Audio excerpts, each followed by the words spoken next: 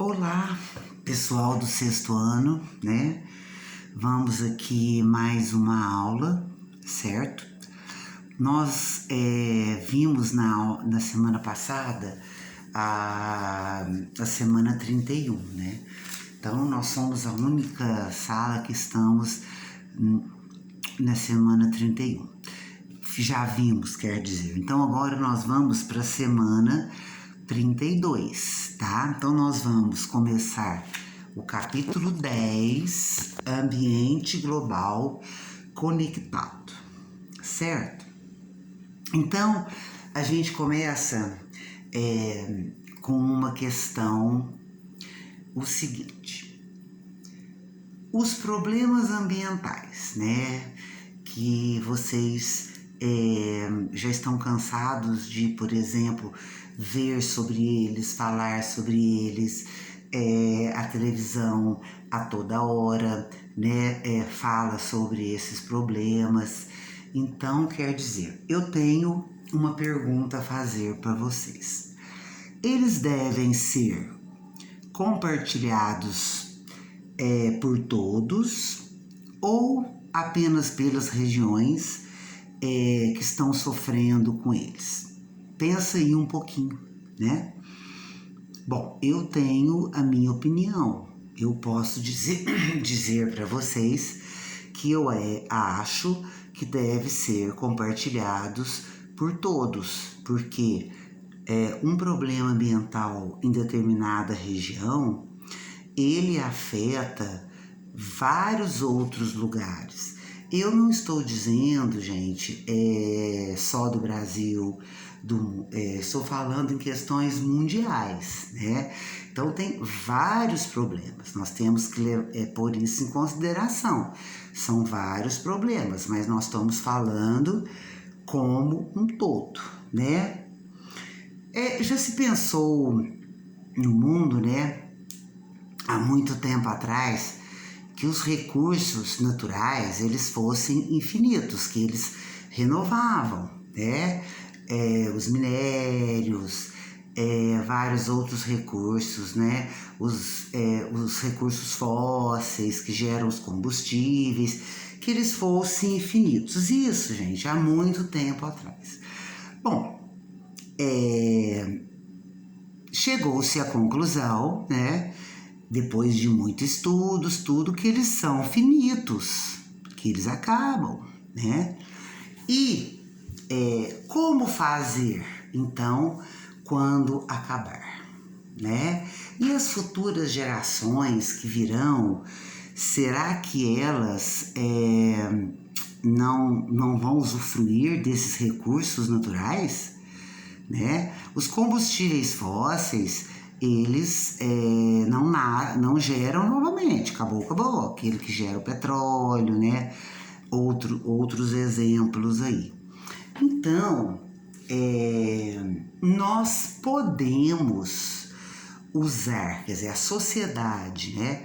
Ela pode usar esses recursos da natureza sem esgotá-los e sem degradar o meio ambiente, né? Quer dizer, né? Não é tão fácil assim.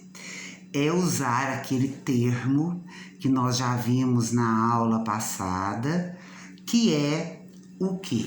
O desenvolvimento sustentável. Então, qual seria? Eu já falei para vocês, mas vamos dar uma definição precisa aqui. O desenvolvimento sustentável é aquele capaz de suprir as necessidades da geração atual, né, a nossa geração, sem comprometer, tá, a capacidade de atender as gerações futuras. E quando eu estou falando desse desenvolvimento sustentável, eu não estou falando só do Brasil. Eu estou falando no mundo inteiro. Isso é um desafio internacional. Os problemas são mundiais.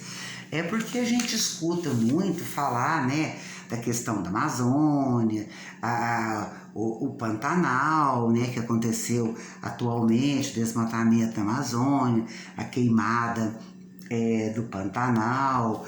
Isso aí prejudica muito a questão ambiental. Existe um órgão chamado ONU, Organização das Nações Unidas, que foi criado em 1945, quando acaba a Segunda Guerra Mundial. E o objetivo da ONU era o quê? Promover a paz mundial.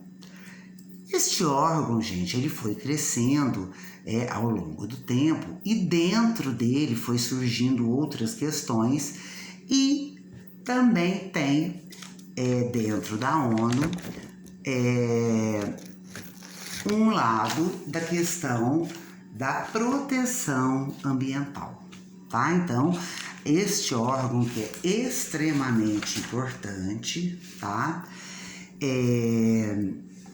Ele defende, né, que pode haver, que todos defendem, mas eu estou contando para vocês, que pode haver o desenvolvimento desde que haja planejamento e reconhecimento de que os recursos naturais são finitos, né? Então nós temos que proteger, nós temos que cuidar desse ambiente. O pessoal, a gente está sempre falando nisso, né? Vocês estão sempre aprendendo sobre isso. E a impressão que a gente tem é que não sai do lugar as coisas. Já houve, sim, gente, muitas melhoras, mas ainda tem muito a se fazer, né? O desenvolvimento sustentável, ele sugere qualidade, né? Fazer alguma coisa, um desenvolvimento com qualidade e não só com quantidade, certo? Então, quer dizer, a reutilização, a reciclagem, tudo isso faz parte do desenvolvimento sustentável. Quem vocês acham que polui mais, né? Quem que vocês acham que degrada mais o ambiente, que usa mais os recursos naturais? Os países ricos, os países desenvolvidos.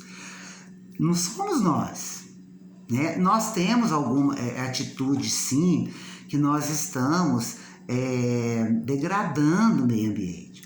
Mas os países desenvolvidos, principalmente pela questão da produção das indústrias, né, de se ganhar mais dinheiro, eles são os principais colaboradores dessa degradação. É lógico, pessoal, que tem algumas exceções, mas são poucas, tá? Bom, quais são, então, os objetivos do desenvolvimento sustentável? Um chamado muito grande, né, contra a pobreza, a proteção do planeta, certo? Aqui no Brasil, nós temos 5 aspectos relevantes que entram nesse desenvolvimento sustentável, tá? Uma coisa leva a outra. Erradicação da pobreza, segurança alimentar, saúde, educação, igualdade de gêneros, redução dessa desigualdade social. Vocês devem estar pensando aí, mas o que tem a questão ambiental com erradicação da pobreza, segurança alimentar? Tem muita coisa, tem muita ligação entre esses fatores, tá? Aquela pessoa lá na Amazônia que está cortando uma árvore porque tô falando em uma, hein? Porque alguém encomendou para ele uma tora, alguma coisa nesse sentido, ele topa cortar essa árvore por, às vezes, uns mísero dinheiro, porque ele tem uma situação de pobreza. Então, ele não vai pensar, se ele cortar aquela árvore, ele está atrapalhando o meio ambiente, de maneira alguma. Ele quer, como é que fala? Garantir o dele, né? Porque ele precisa comer, ele precisa dar alimento à sua família. Então, se ele não necessitasse disso, ele não ia aceitar esse tipo, talvez, de trabalho, uma questão cultural, pessoal, tá? Então, como que cada um de nós, né, podemos contribuir para uma sociedade mais sustentável? Ô, gente, são aquelas coisinhas básicas que nós também já falamos. Por exemplo, reduzir o consumo de coisas que são descartáveis.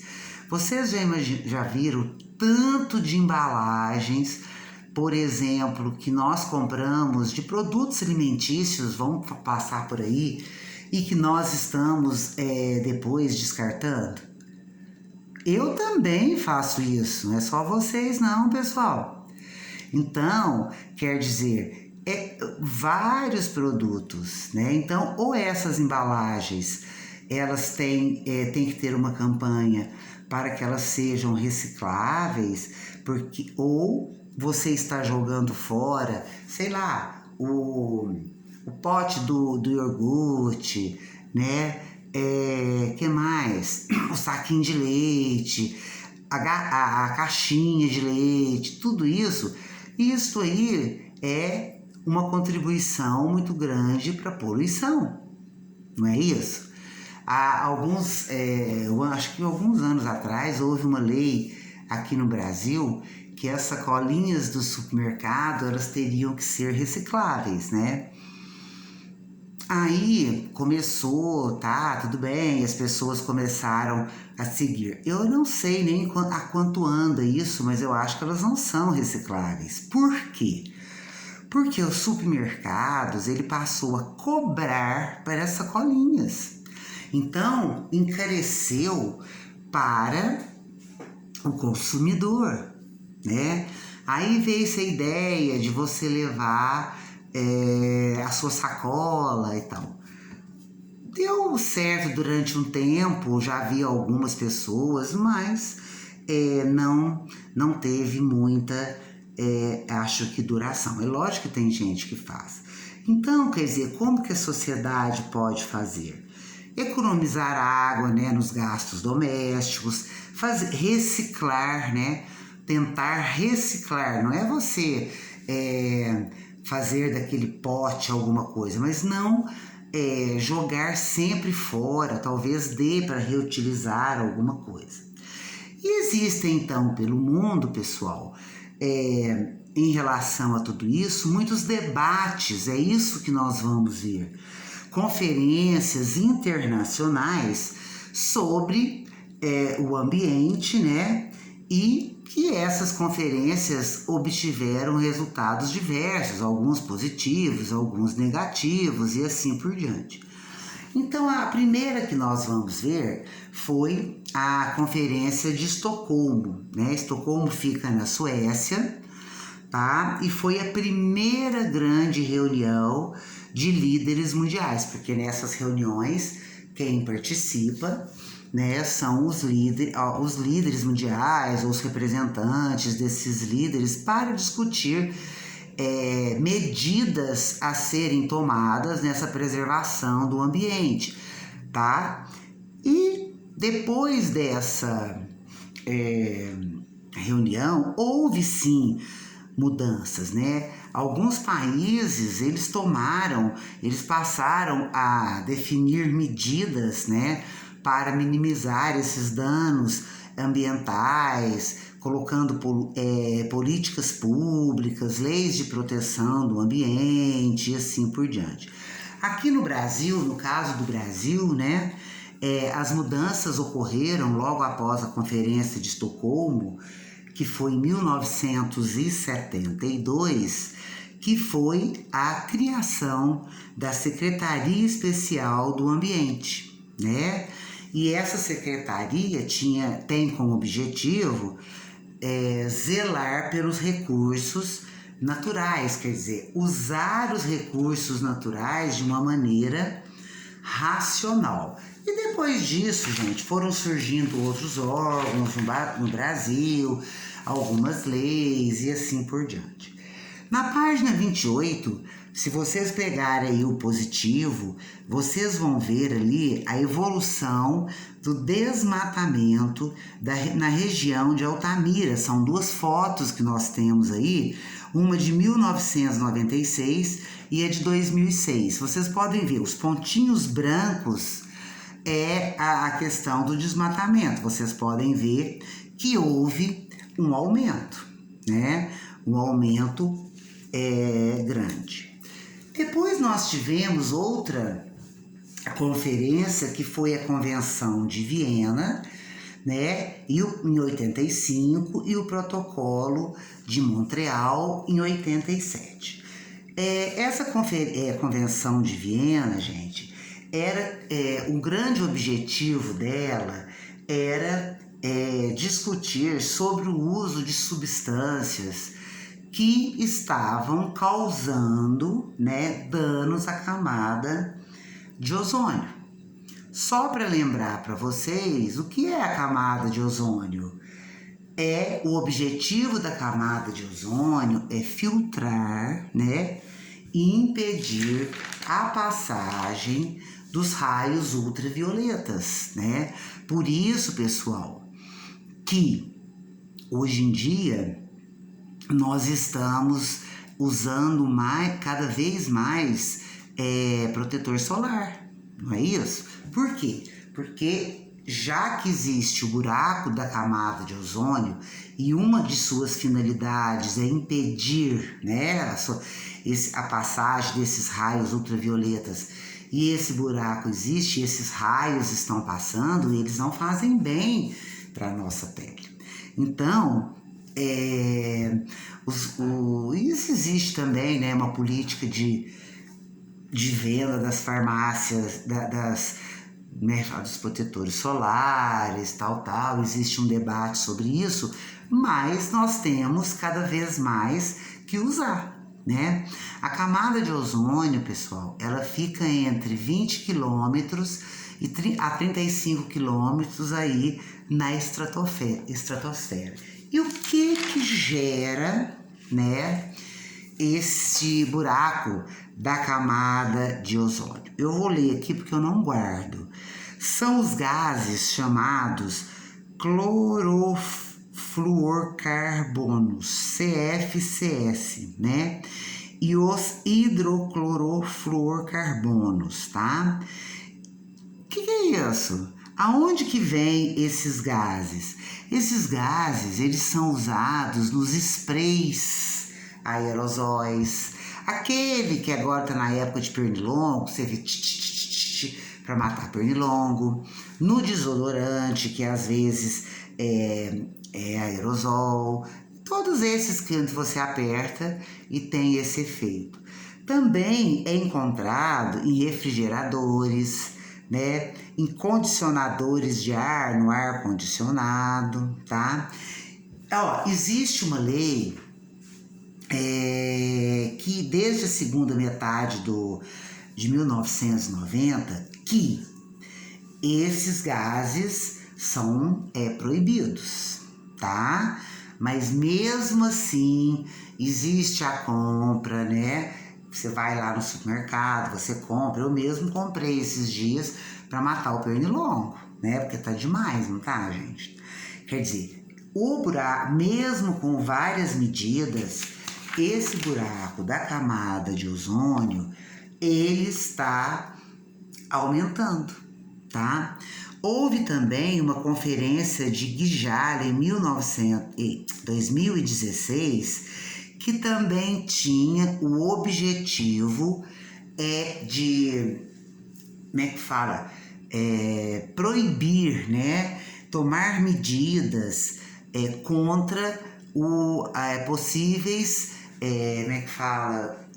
Coisas que pudessem aumentar essa camada de ozônio. Olha, o problema da camada de ozônio não é só a nossa saúde, tá, gente? Que ele pode prejudicar. Existem vários fatores que, se não houvesse esse buraco da camada de ozônio, poderia ter várias consequências positivas, se não houvesse. Por exemplo, poderia impedir o aquecimento da Terra, né? Não desenvolveria, por exemplo, o efeito estufa, o aquecimento global, né?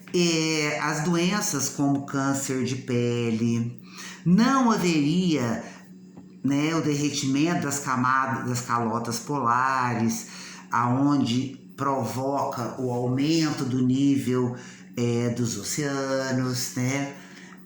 Não teria também uma perda da biodiversidade, porque se você pensar o contrário, tudo que eu falei, o buraco da camada do ozônio provoca tudo isso aqui. Deixa eu falar para vocês, existe um efeito natural que provoca este buraco da camada de ozônio, mas uma coisa natural. O que está fazendo com que ele cresça rapidamente já são as atividades humanas, tá? Aí já é com a ajuda do homem, certo? Então, pessoal, nós vamos parar por aqui, né? Nós vamos até a página 30 e depois eu vou pedir os exercícios, ok? Beijos para vocês, até mais.